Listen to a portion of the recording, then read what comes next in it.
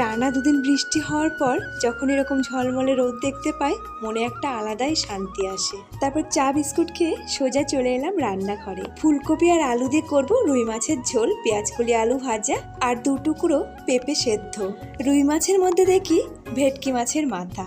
আসলে হয়েছে কি জানো, সেদিন মাছ কিনতে গিয়ে রুই মাছের মাথা নিচে পড়ে গেছিল, তাই বড় বলেছে ওই মাথা আমি নেব না, তার জন্য ভেটকি মাছের মাথা দিয়ে দিয়েছি। গরম গরম পেঁপে সেদ্ধ নুন দিয়ে মাখিয়ে শুধু খেতে আমার খুব ভালো লাগে। আমি আর বর কেউই ভাতে মাখিয়ে খেতে পছন্দ করি না।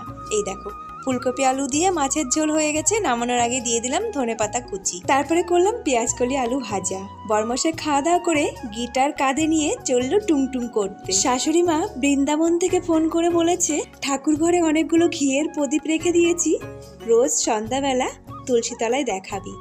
কার্তিক মাসে নাকি এই প্রদীপ দেখানো খুব ভালো।